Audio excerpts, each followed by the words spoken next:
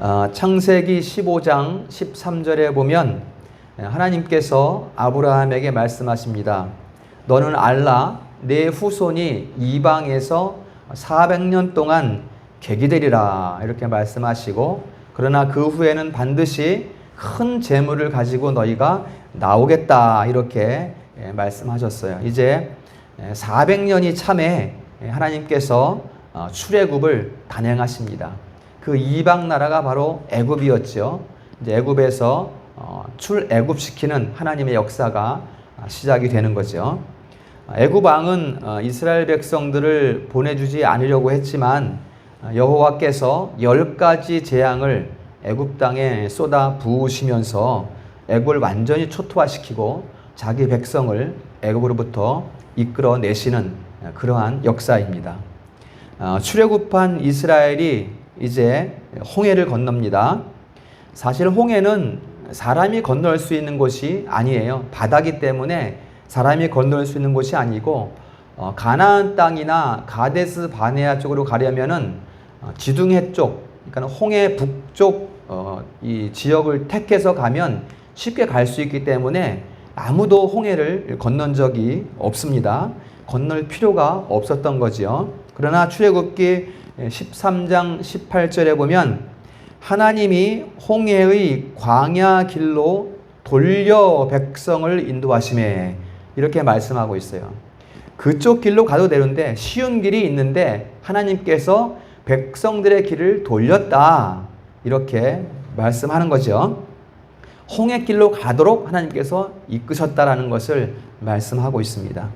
이제 백성들은 홍해를 건너서 신광야에 이르렀습니다.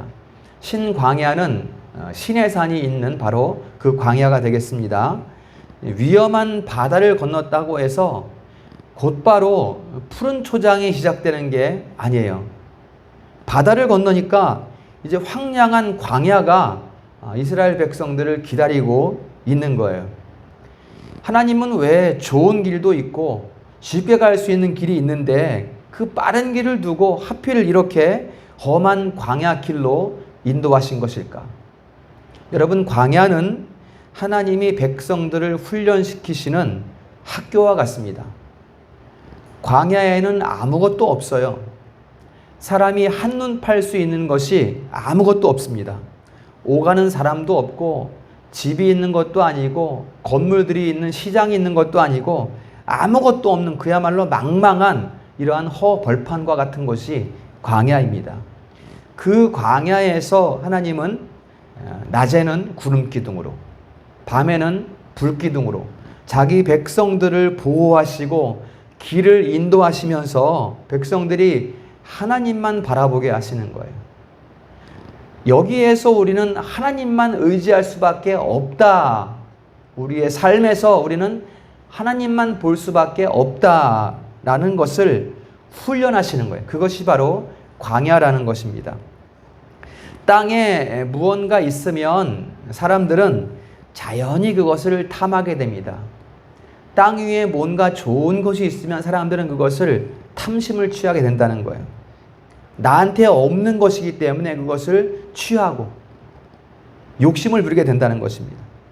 그러다가 취할 수 없으면 이제 절망하고 또 낙심하게 됩니다. 그래서 사람은 땅의 것을 보고 살지 않도록 하나님께서 지으셨어요. 그래서 광야에는 아무것도 없으니까 백성들은 이제 하나님만 바라보는 거예요. 하늘만 쳐다보게 된다는 것입니다. 그러면 그 길은 하나님께서 돌려서 이끄신 길이기 때문에 그 길에는 하나님이 함께 계신 것이죠. 백성들의 광야 여정을 자기들이 가는 것이 아니라 하나님께서 책임져 주신다라는 것을 말씀하는 거예요. 그 길이 평탄한 길이 되고 그 길이 사람들 눈에 보기에는 험한 광야 길이지만 그 길이 하나님이 함께 하시니까 시온의 대로가 되는 것입니다. 이스라엘 민족이 이겨낼 만한 사람들이고 뭐 할 수 있는 능력을 갖춘 사람들이고 성품이 좋은 사람들이라서가 아니라 하나님의 기뻐하시는 뜻에 따라 400년 전에 말씀하신 그 말씀을 이제 하나님이 기뻐하시는 뜻대로 이루어 가시는 것입니다. 하나님이 뜻하심으로 돌보시고 이끌어 가시는 거예요. 그 백성들이 특별해서가 아니라는 것을 우리에게 말씀해 주십니다. 그러면 광야 여정 가운데 있는 백성들의 삶은 하나님의 뜻을 잘 따르고 있었을까? 어떠했을까라는 것을 우리가 봅니다. 오늘은 불평에서 감사로라는 제목으로 함께 말씀을 나눕니다. 첫 번째로 백성들의 원망이라는 말씀입니다. 출애굽한 지 2달가량 지냈어요. 오늘 말씀해 보니까 2달 15일이 지났다 이렇게 말씀하죠. 이스라엘은 출애굽 전 6월절 때에 이제 출애굽이 시작된 거거든요. 그 6월절에 이스라엘 백성들은 큰 은혜를 입었습니다. 그 10번째 재앙 가운데에 애굽의 장자들은 다 죽었어요. 그리고 짐승의 초태생들까지 싹 다 죽었어요. 애굽에 속한. 그런데 이스라엘 백성들은 그 전날 하나님 말씀대로 양의 피를 문 임방에 바름으로써 한 사람도 죽지 않고 그대로 안전하게 살아서 출애굽할 수 있었습니다. 엄청난 은혜를 이스라엘 백성들이 받은 거죠. 그런데 지금 2달이 지났어요. 지금 10가지 재앙을 직접 목격하고 이스라엘의 초태생들이 싹 다 죽어가는 장면을 직접 목격한 지 2달이 지났습니다. 2절 말씀해 보니까 온 회중이 그 광야에서 모세와 아론을 원망하여 이렇게 말씀하고 8절에 보니까 너희의 원망은 누구를 향한 원망이다? 여호와를 향하여 함이로다 이렇게 말씀했어요. 이스라엘 백성들이 여호와를 원망하고 있는 거예요. 지금 2달 만에 은혜도 잊어버리고 감사도 잊어버리고 하나님을 면전에 대고 원망하고 있는 거예요. 여러분, 원망은 왜 생깁니까? 우리도 원망, 불평할 때 있지 않습니까? 그런 우리가 입술로 원망하는 일들이 왜 생겨나죠? 지금 내가 처한 환경, 내가 지금 살아가는 이 일들이 마음에 들지 않으니까, 뭔가 내 뜻대로 되지 않으니까 불평하고 원망하는 거거든요. 그러니까 불평이나 원망이나 똑같은 거예요. 그러니까 조금 힘들다고 해도 잘 인내하면서 훈련을 잘 받아야 될 텐데 하나님께서 인도하신 거니까 하나님께서 힘을 주실 거야. 믿음으로 잘 훈련을 감당해야 되는데 가만 보니까 광야를 딱 맞이하고 보니까 홍해 앞에 설 때도 그랬죠. 이스라엘 백성들이.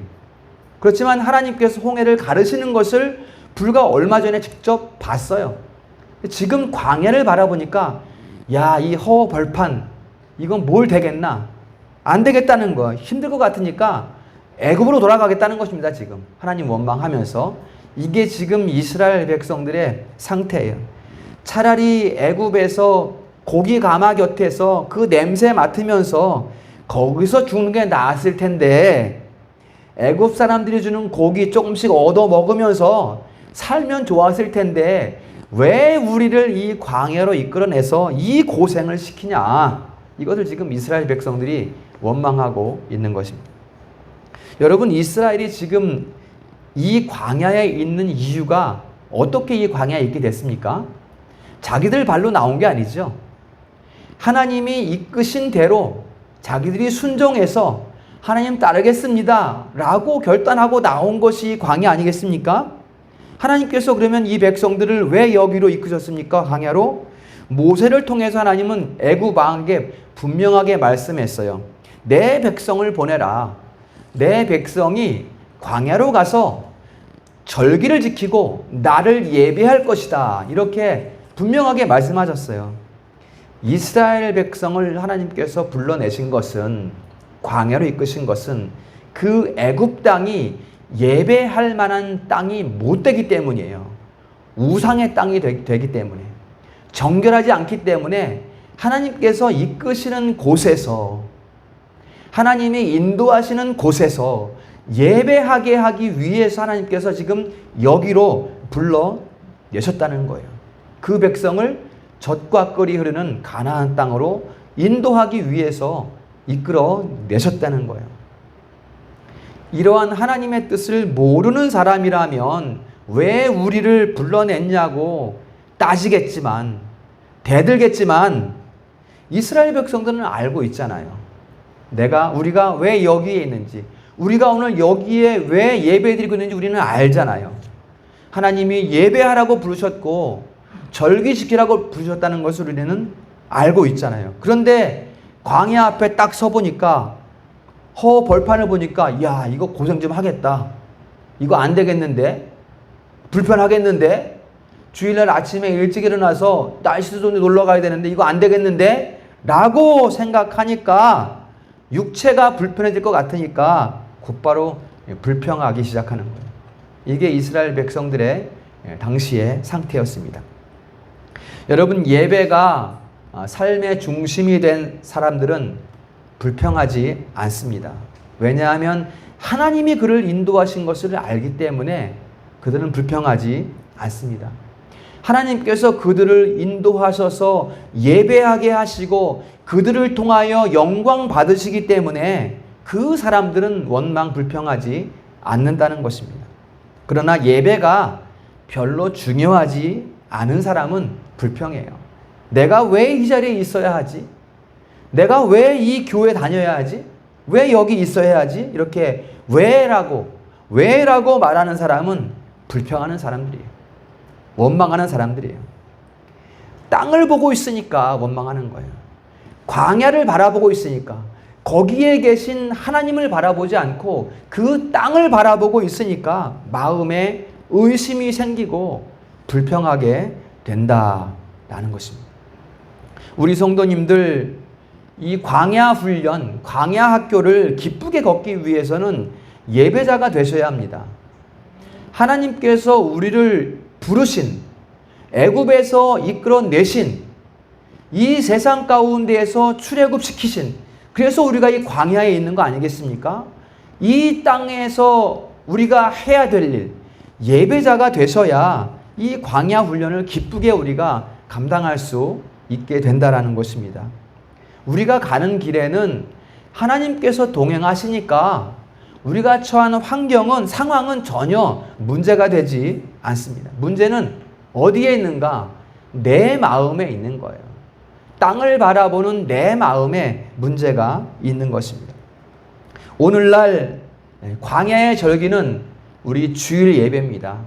우리가 모여서 기도하는 것이에요. 하나님 말씀대로 사는 거예요. 이게 광야의 절기입니다.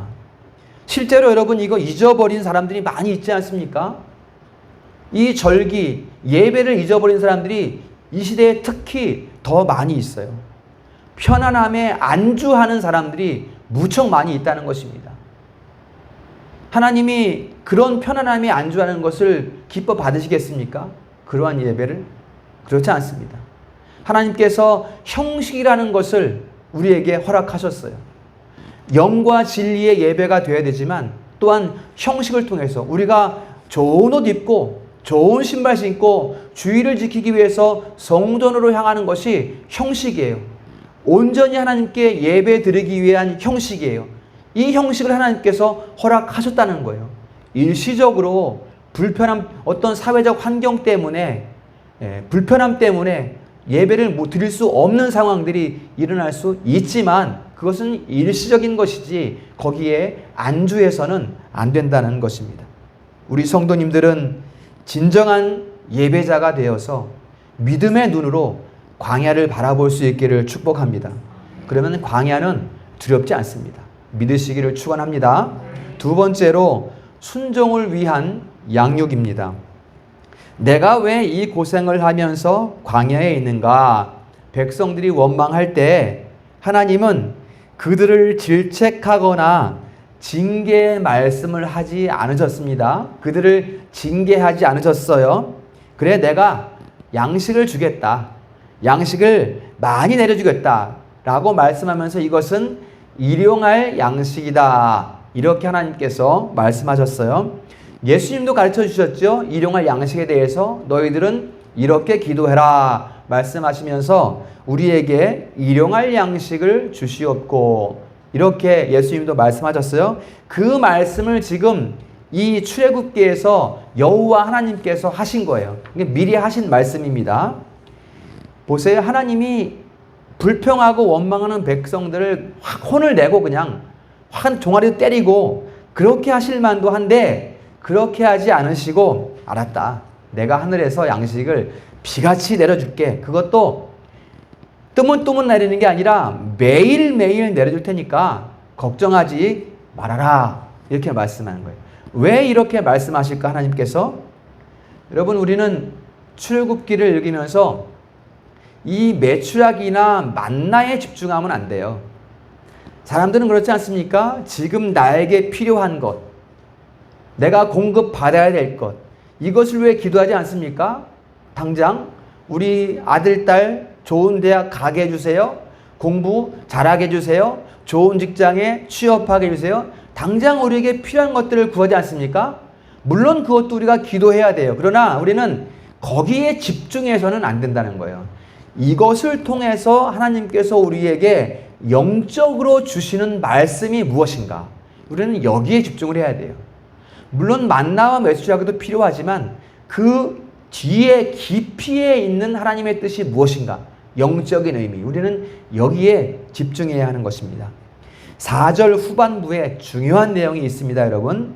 그들이 내 율법을 준행하나 아니하나 내가 시험하리라. 이렇게 말씀하고 있어요. 하나님이 양식을 비같이 내려주시는 이유가 무엇인가? 말씀 잘 지키고 예배하게 하시려고 양식을 주신다는 거예요. 여러분 이게 출애굽 시작하신 이유가 이거잖아요. 그렇죠? 예배하게 하기 위해서, 말씀을 잘 지키게 하기 위해서 출애굽하신 거잖아요. 양식을 주시는 이유도 바로 여기에 있다는 것입니다. 내가 먹을 거 채워줄 테니까 너희들 예배 잘 드려야지. 내가 먹을 것 끊어지지 않게 공급해 줄 테니까 말씀 잘 지키면서 살아야지. 이게 하나님의 말씀이라는 거예요. 하나님은 백성들이 배 떵떵 부리고 게으르 누워있는 것을 원하는 것이 아니라 영적인 삶을 살기를 원하시는 거예요. 만나를 먹고 메추라기를 먹고 이것이 내 수고로 거둬들인 양식이 아니라 하나님께서 하늘에서 내려주신 양식이로구나. 이것을 알고 먹으면 영적인 양식인 거예요. 하나님이 원하시는 건 이거예요. 영적인 삶을 내 백성이 살아가기를 하나님께서 원하셔서 양식을 공급해 주신다라는 것입니다. 그런데 이스라엘 백성들은 그 수많은 기적을 체험하고 홍해가 갈라지는 것을 바라보고 마라의 쓴물이 단물이 되는 것을 직접 마셨고 또 이 광야길에서 불기둥과 구름기둥이 밤과 낮을 지키는 것을 날마다 체험하면서도 불구하고 불과 2달 만에 먹을 거 없다. 불평하기 시작했다라는 것입니다. 여러분 우리가 이 말씀을 잘 기억해야 됩니다. 하나님이 우리에게 육체의 양식을 채워주시는 데는 이유가 있다는 거예요. 무엇입니까? 그들이 내 율법을 준행하나 아니하나 내가 보겠다. 이 말씀이에요. 너희들이 건강할 때 나와 함께 나를 예배하고 나와 동행하자. 너희들이 다리에 힘이 있을 때 나를 찬송하자. 그 예배를 내가 받겠다. 이것을 지금 말씀하는 있는 거예요. 물론 강도와 같이 한쪽 편의 강도와 같이 그 마지막 순간에 구원받는 그러한 사람도 있습니다. 그러나 하나님께서 그들이 걸을 수 있을 때, 광야를 행진할 수 있을 때 원하시는 것이 무엇입니까? 너희들이 씩씩하게 걸어갈 수 있을 때 나와 함께 하자. 나를 예배하라. 말씀대로 살자. 이것을 지금 여호와께서 말씀하고 있는 것입니다. 여러분, 많은 사람들이 채워지면 하나님을 잊어버려요. 채워지면. 이게 사람의 모습이에요. 채워지면 없을 때는 주시옵소서 간절히 기도하지만 채워지면 하나님 앞에 인색해진단 말이에요. 이게 사람의 모습입니다. 곤혹스럽고 고달플 때는 목숨까지 들 것 같이 눈물을 흘리면서 기도하지만 삶이 평온해지면 그만 하나님을 잊어버린다는 거예요. 이거 안 됩니다, 여러분. 은혜를 입은 자는, 은혜를 입은 성도는 은혜를 입은 성도로서 한결같은 모습을 가지고 살아가야 합니다. 여러분, 우리가 유혹 앞에 서면 마음이 흔들릴 수는 있어요.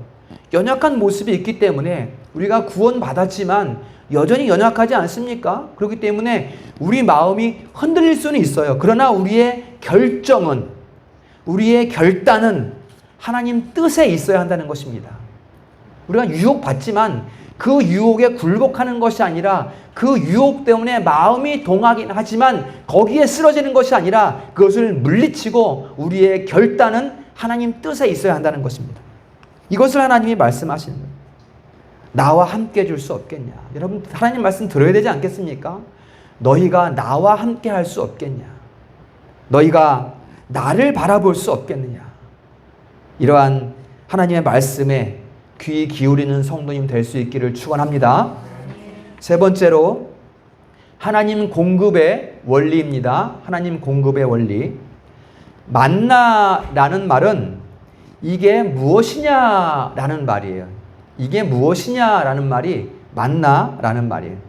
아무것도 없는 광야에서 백성들이 깜짝 놀란 거예요. 낮에는 정말 그 광야는 뜨거워서 저 앞에 보이는 가까운 그 거리까지도 가기 어려운 그러한 곳이에요, 광야가. 그런데 그런 곳에 먹을 것이 있을 리가 없겠죠? 그런 광야에서 저녁에는 메추라기가 내리고 또 아침에는 이슬이 내려서 그 이슬이 마르면서 가시 같은 열매가 맺혀서 그 열매가 아주 맛있는 양식이 되니까 이게 뭐냐라고 백성들이 깜짝 놀란 거예요. 이게 만나라는 단어의 의미입니다. 그런데 여러분, 우리가 잘 기억해야 될 것은 만나를 거두는 방법이 있습니다. 어떻게 거두냐면 6일 동안은 하루 먹을 만치만 거둡니다. 만나를 6일 동안은. 내가 큰 보따리를 가지고 있다고 해서 많이 거두는 게 아니라는 거예요. 딱 하루치만 거두는 겁니다. 한 사람의 한 오멜씩, 그러니까 마른 곡식으로 약 2.3리터, 사람이 하루 먹을 만큼이에요. 그만큼만 거두는 거예요. 17절, 18절에 보면 우리가 읽진 않았습니다. 보면은 어떤 사람들이 많이 가져왔어요. 만나를 많이 걷어와서 그것을 무게를 달아보니까 한 오멜밖에 안 되는 거예요.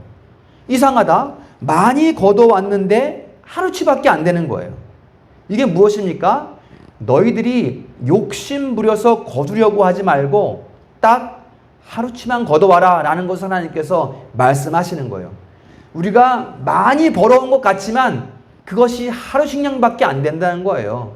그것은 나머지는 어떻게 됩니까? 어디로 새도 새게 돼 있어요. 그것은. 이게 하나님의 원리입니다. 양식을 공급하는 하나님의 원리예요. 그렇지만 안식일 전날 6일째 되는 날에는 이틀치를 거둡니다. 왜냐하면 그 다음 날이 안식일이기 때문에 안식일에는 거둘 필요가 없게 하신 거예요. 여러분, 주일날 일한다고 해서 하루치가 더 채워지는 게 아니라는 거예요. 여러분들은 이 원리를 잘 기억하셔야 됩니다. 6일 동안 일하면 7일 먹을 것을 주시는 거예요. 6일을 일하면 7일을 먹고 살 수 있는 거예요. 이게 하나님의 원리입니다. 그래서 하나님께서는 이 안식일에는 만나를 내리지 않았어요. 오늘 27절 읽지 않았습니다. 보면은 백성들이 안식일 날에도 더 얻으려고 나갔어요, 들에. 근데 안식일 날에는 얻을 수 없었다. 이렇게 말씀하고 있습니다. 오늘날로 말하면 주일날은 하나님이 곡간을 채우지 않는다는 것입니다. 여러분, 주일날 뭔가를 얻기 위해서 일하는 사람들 많지 않습니까? 장로님도 있고 집사님도 있고 많지 않습니까? 그거 헛수고한다는 거예요. 헛수고를 하는 거예요. 당장 뭐가 생기는 것 같긴 하지만 그거는 어디로 새도 밑 빠진 독처럼 물이 새어나가게 돼 있어요. 그것은 어디로 흘러나가도 흘러간단 말이에요.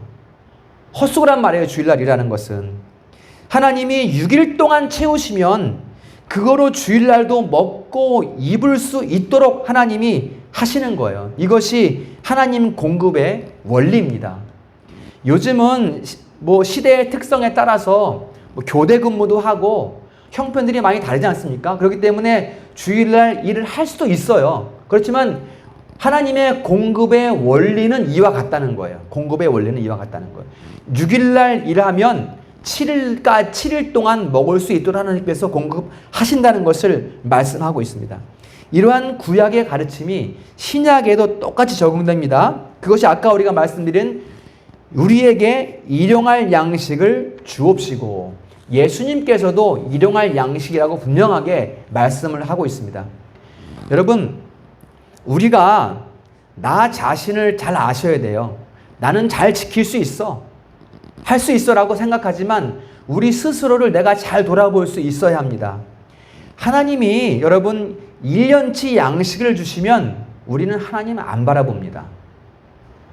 매일 곶감만 바라보게 돼 있어요. 우리는 매일 통장만 열어보게 돼 있어요. 우리는 잔고만 쳐다본단 말이에요. 하나님께서 1년치를 공급해 주시면 그래요. 오늘은 쌀이 몇 가만이 남았나? 어저께 3분의 1 먹었는데 오늘은 몇 가만이 남았을까? 쥐가 와서 가마를 구멍내진 않았을까?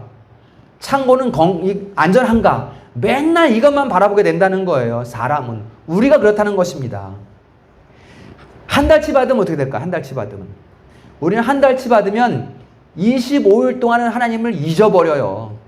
그리고 25일 지나면은 이제 5일치밖에 안 남았지 않습니까? 그러면 이거 다 떨어져 가는데 그때서야 우리는 하나님을 바라본다는 거예요. 여러분, 이게 우리 모습입니다. 어쩔 수 없는 우리 모습이에요. 이것이.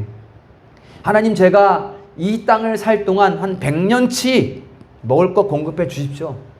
한 10억만 주시면 되겠습니다. 하나님, 이렇게 해주시면 내가 하나님 잘 섬기고 예배 잘 드리고 교회 잘 섬기고 봉사 잘하고 하겠습니다. 거짓말이에요. 이것은 우리가 그런 상태가 되지 못했어요.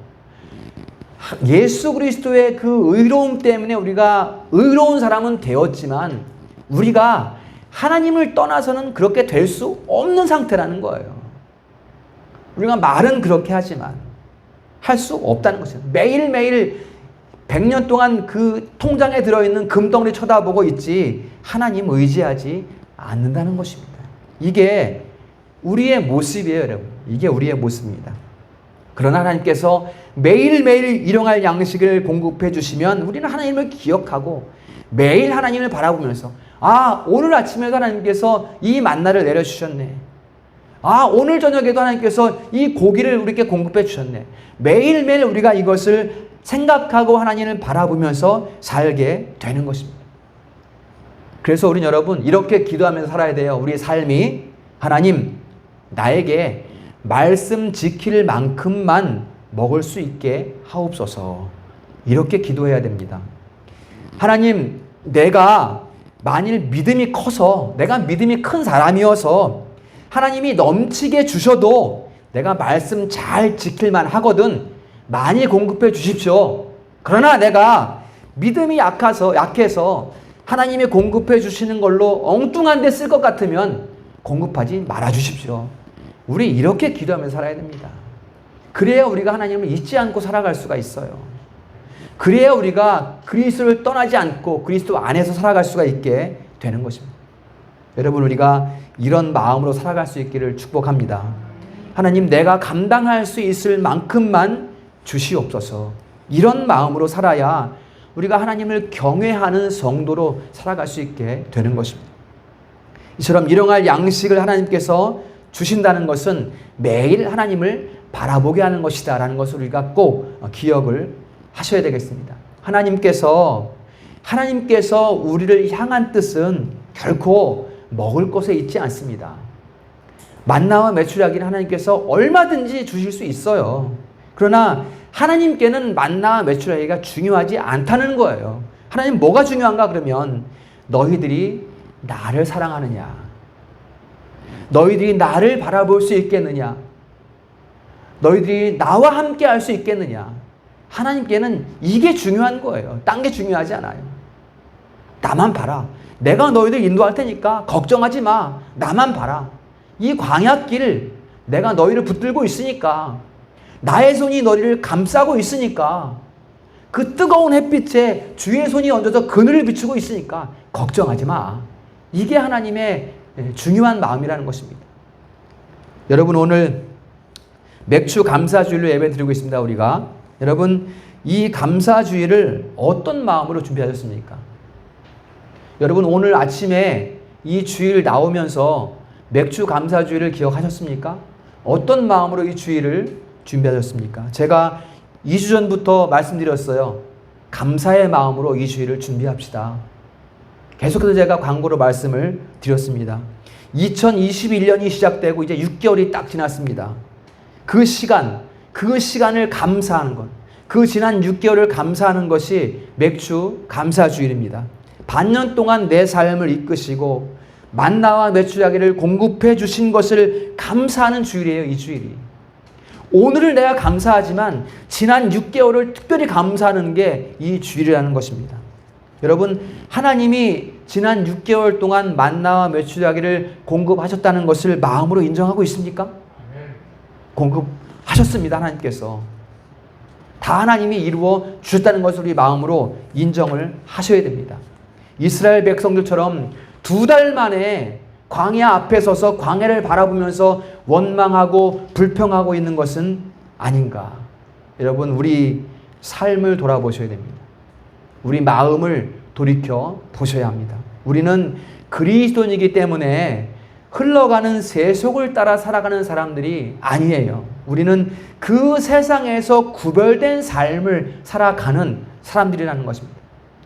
왜 구별된 삶을 살아가는가? 하나님께서 나를 특별히 사랑하셨기 때문에, 내게 은혜를 베푸시기 때문에, 나를 이끄시기 때문에 우리는 그 하나님을 우리 마음에 모시고 살기 때문에 우리는 세속을 따라가는 게 아니라 세속에서 구별된 삶을 살아가는 사람들이라는 것입니다. 하나님께서는 내가 부요할 때도 나와 함께 하셨고, 내가 궁핍할 때도 나와 함께 하셨고, 내가 원망할 때도 하나님께서 내게 만나와 메추라기를 공급하셨다. 그 하나님을 우리가 인정하는 사람들, 이게 바로 우리 성도의 삶이라는 것입니다. 한 해의 절반이 지난 이 시점에서 나를 향한 하나님의 뜻, 하나님의 사랑을 다시 한번 깨닫고 감사하는 주일이 될 수 있기를 주님의 이름으로 축원합니다. 말씀을 정리하겠습니다. 9절 10절을 정리한 말씀 한번 다 같이 읽어보겠습니다. 시작. 여호와께 가까이 나아오라. 아론이 온 회중에게 말하매 그들이 광야를 바라보니 여호와의 영광이 구름 속에 나타나더라. 아멘. 여러분, 백성들이 그 전에 바라보던 광야는 어떤 곳이었습니까? 망망한 광야. 야, 이거 안 되겠다. 돌아가자. 여기다가 고생하겠다. 이렇게 바라본 광야였어요. 지금 여호와의 말씀이 백성들에게 들어간 후에 어떻게 됩니까? 그 광야에 여호와의 영광이 나타났어요. 우리의 육체적인 눈으로 바라보면 광야는 고생스러운 광야입니다. 그러나 우리가 영적인 눈으로 광야를 바라보면 그 광야에는 하나님의 임재가 있습니다. 이것을 하나님께서 우리에게 원하시는 거예요. 하나님은 우리가 어떤 형편에서든지 하나님을 바라보기를 원하고 계시는 거예요. 우리가 하나님께로 더 가까이 다가오기를 원하고 계신 것입니다. 이거를 꼭 기억하셔야 됩니다. 어떠한 경우에도 광야와 같은 절박함 가운데서도 우리는 의심하지 말고 우리를 돌보시고 인도하시는 하나님을 더욱 의지할 수 있어야 하겠습니다. 하나님은 우리의 간구를 들으시고 반년의 세월을 인도하셨어요. 또 앞으로 반년을 인도하실 것이고 우리의 전생애를 하나님께서 책임져 주실 것입니다.